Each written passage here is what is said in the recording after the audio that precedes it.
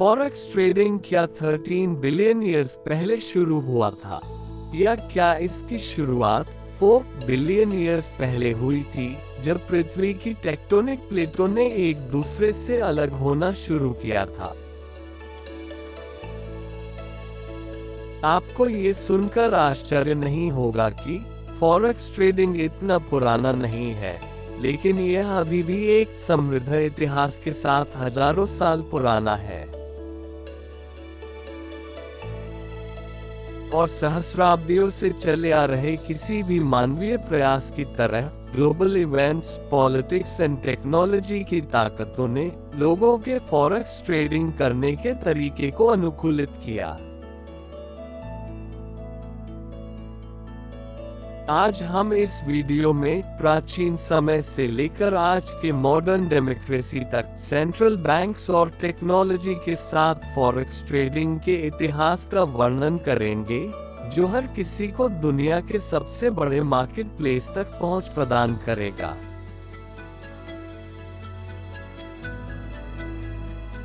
Forex trading का इतिहास आर्थिक प्रणालियों के उद्भव का इतिहास भी है, जो सबसे पहले फिजिकल कॉइन्स से शुरू हुआ और विकसित सामाजिक विश्वसनीयता के साथ इसका मूल्य ऊपर और नीचे होने लगा।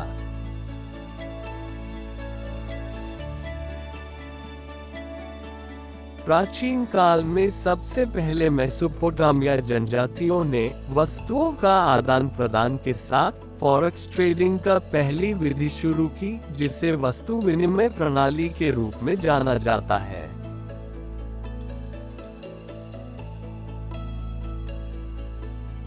उन्होंने जहाज के माध्यम से वस्तुओं का आदान प्रदान करने के लिए इस प्रणाली का उपयोग किया, और जैसे जैसे ये प्रणाली विकसित हुई, यह उनका नमक और मसाले विनिमय के सबसे लोकप्रिय तरीका बना।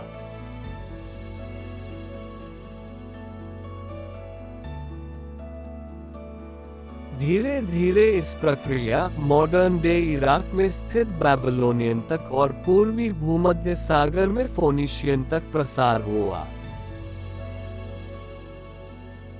ऐसे ही यह प्रणाली विभिन्न सभ्यताओं में फैलती रही।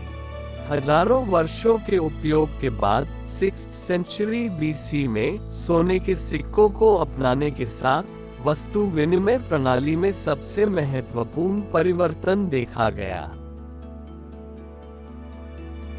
क्योंकि सोना और अन्य धातुएं टिकाऊ, एक समान और डिविजिबल होने के कारण इन विशेषताओं ने इसे विभिन्न आबादी के लिए अत्यधिक स्वीकार्य बना दिया, और ऐसे ही सोना और अन्य धातुएं विनिमय का माध्यम बना।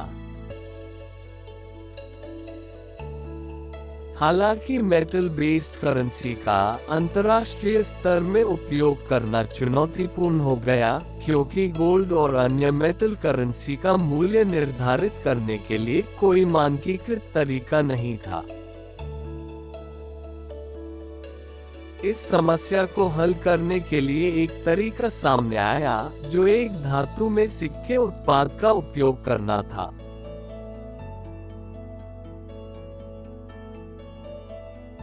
इंटरनेशनल ट्रेडिंग के लिए व्यापक रूप से स्वीकृत पहला कॉइन ग्रीस के दक्षिण पूर्व में स्थित एजिना द्वीप में बनाए गए थे, और यह कॉइन चांदी का बना हुआ है, और इस कॉइन का फ्रंट की ओर समुद्री कछुए का डिजाइन है, जबकि पीछे की ओर एक पंच का निशान है, जो उस समय के अधिकांश सिक्कों पर पाया जाता था।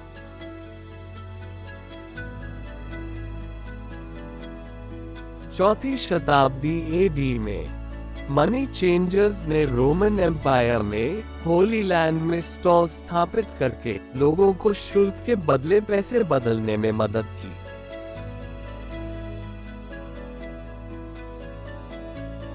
आज हम इन लोगों को दलाल कहते हैं। इस समय के दौरान बीजान्टिन सरकार ने अधिकांश मनी मार्केट को नियंत्रित किया और वास्तव में मनी एक्सचेंज पर एकाधिकार बनाए रखा।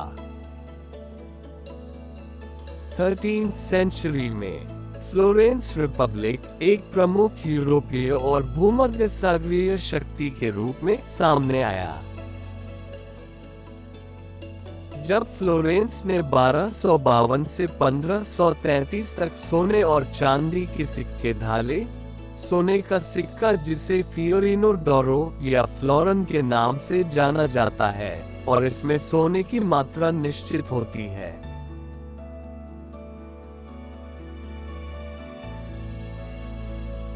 जब अन्य यूरोपीय देशों ने अपने स्वयं के सोने के सिक्के ढालकर फ्लोरेंस का अनुसरण किया, तो उनके सिक्कों में सोने की मात्रा अलग अलग थी।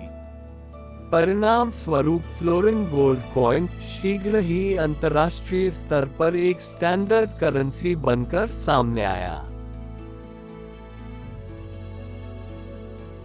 और कई इतिहासकार इसे गोल्ड स्टैंडर्ड का प्रारंभिक रूप मानते हैं। 15th सेंचुरी में मेडिसी परिवार ने मेडिसी बैंक की स्थापना की, जो 15वीं शताब्दी के दौरान यूरोप का सबसे बड़ा बैंक था। और ये परिवार यूरोप में उस समय का सबसे रिच फैमिली था, जो अपने व्यावसायिक उद्यमों के हिस्से के रूप में टेक्सटाइल बिजनेस को विस्तार करने के लिए और विदेशी स्थानों में लेन देन आसान करने के लिए फॉरेन लोकेशंस में बैंक खोले, जिससे करेंसी एक्सचेंज आसान हो।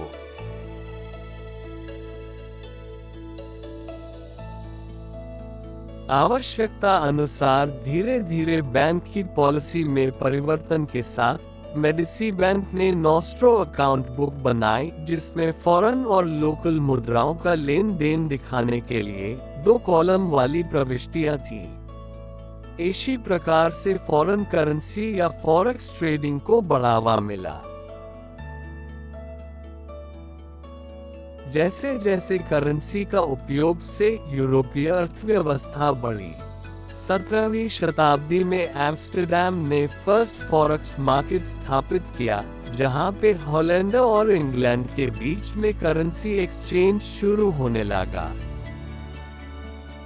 लगभग इसी समय इटली के टस्कनी में दुनिया के सबसे पुराने बैंक मोंटी डी पास्की ने करेंसी ट्रांजैक्शन की सुविधा के लिए 1624 में अपने संचालन को मानकीकृत किया। अमेरिका में पहला investment bank Alex Brown and Sons 1850 के आसपास फॉरेन करेंसीज में ट्रेडिंग करते थे, जो संयुक्त राष्ट्र अमेरिका में एक अग्रणी करेंसी ट्रेडर बन गई। 20वीं सदी की शुरुआत में देशों की फॉरेन करेंसी का होल्डिंग्स में बड़ी वृद्धि देखी गई। 1899 से 1913 तक देशों की फॉरेन करेंसी होल्डिंग्स में सालाना 10.8% की दर से वृद्धि हुई, और जब इसे संयोजित किया गया तो इसने प्रभावी रूप से देशों के फॉरेन करेंसी रिजर्व को 4 गुना कर दिया।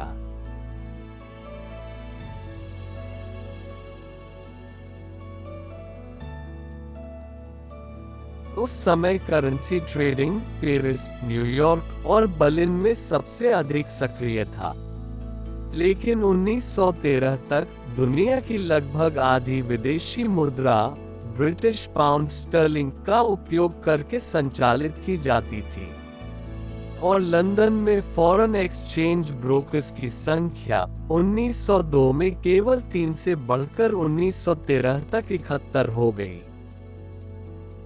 ऐसे ही 1928 तक फॉरेक्स ट्रेडिंग लंदन शहर के वित्तीय कामकाज का अभिन्न अंग बना।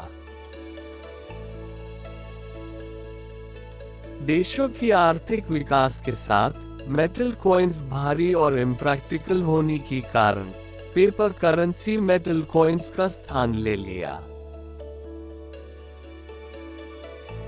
9वीं शताब्दी एडी के दौरान चीनी देश में पेपर करेंसी का पहला उपयोग शुरू हुआ, उसके बाद यूरोप में पहला बैंक नोट 1661 में और अमेरिका में 1691 पेपर करेंसी फिजिकल कॉइन्स की जगह ले ली।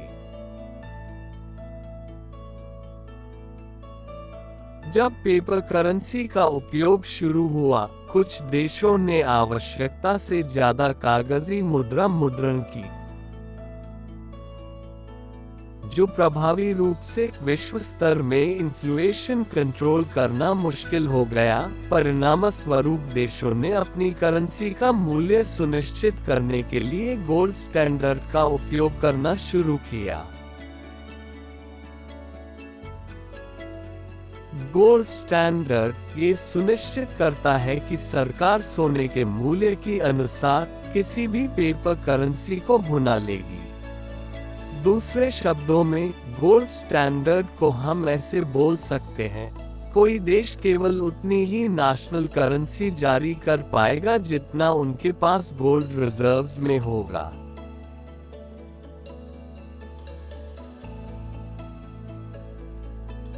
(1816) को ब्रिटेन ने और 1880 को अमेरिका आधिकारिक तौर पर गोल्ड स्टैंडर्ड को अपनाया।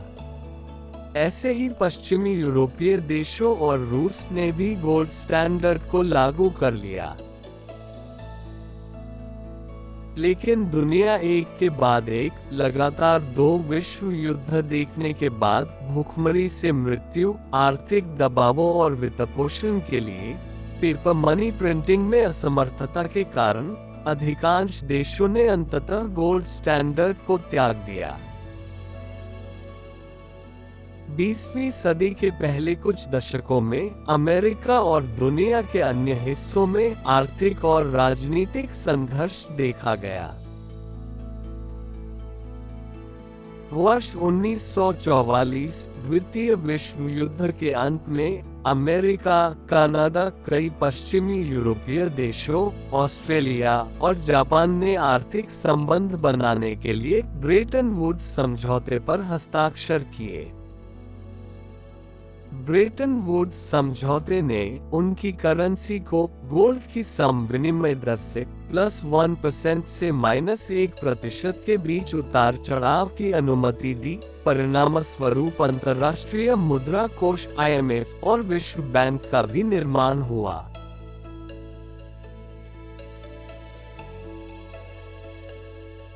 जापान में फॉरेन एक्सचेंज बैंक लॉ 1954 में पेश किया गया, जिसने टोक्यो को फॉरेन एक्सचेंज सेंटर बनाने में मदद की। जब अमेरिका का राष्ट्रपति रिचर्ड M. निक्सन ने घोषणा की वह अमेरिकी करेंसी के बदले गोल्ड का आदान प्रदान नहीं करेगा, तब ब्रेटन वुड्स सिस्टम प्रभावी रूप से 1970 के दशक की शुरुआत में समाप्त हो गया और फ्री फ्लोटिंग एक्सचेंज रेट का एक नया दौर शुरू हुआ। फ्री फ्लोटिंग एक्सचेंज रेट आमतौर पर सप्लाई और डिमांड के माध्यम से ओपन मार्केट द्वारा निर्धारित की जाती है। इसलिए यदि करेंसी की मांग अधिक है तो मूल्य बढ़ जाएगा और यदि मांग कम है तो इससे करेंसी की कीमत कम हो जाएगी। पहला रिटेल फॉरेक्स प्लेटफॉर्म 1990 के दशक के अंत में इंट्रोड्यूस हुआ, जो इंटरनेट के जन्म से संभव हुआ और आज रिटेल फॉरेक्स ट्रेडिंग अकाउंट पूरे फॉरेन एक्सचेंज मार्केट का लगभग 5% है। प्रारंभ में रिटेल ट्रेडर्स के लिए फॉरेक्स मार्केट का वस्तुतः अनियमित थी। जैसा कि आप कल्पना कर सकते हैं, इससे कुछ दलालों द्वारा कई बेईमान प्रथाओं को बढ़ावा मिला, जैसे कीमतों में हेरफेर करना और ग्राहकों की जमा राशि की चोरी करना। ये टिकाऊ नहीं था, इसलिए सरकारों ने फॉरेक्स ट्रेडिंग को विनियमित करना शुरू कर दिया। भले ही रिटेल फॉरेक्स ट्रेडिंग का नियमों के कुछ पहलू विवादास्पद थे, लेकिन नियमों ने फॉरेक्स मार्केट को ट्रेडिंग के लिए अधिक सुरक्षित बाजार बना दिया। कुल मिलाकर रेगुलेटरी बॉडीज ने फॉरेक्स मार्केट उद्योग को बढ़ने में मदद की, जहां से आधुनिक रिटेल फॉरेक्स मार्केट का जन्म हुआ। 10 सितंबर 2010 को CFTC ने of exchange retail foreign currency transaction से संबंधित अंतिम रेगुलेशंस प्रकाशित किए।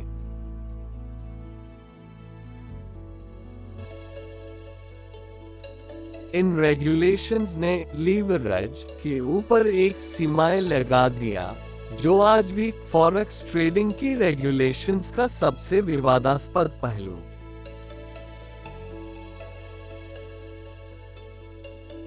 फॉरेक्स ट्रेडिंग आज लगभग बिना किसी रेगुलेटरी से बढ़कर दुनिया भर में अनेक रेगुलेटरी बॉडीज, एस्टैब्लिश्ड ब्रोकर्स और 24 घंटे की पहुंच वाले एक अंतर्राष्ट्रीय उद्योग में बदल गया है। फॉरेक्स मार्केट आज दुनिया का अब तक का सबसे बड़ा मार्केट प्लेस है, जिसमें प्रतिदिन $7 ट्रिलियन से अधिक का कारोबार हो रहा है।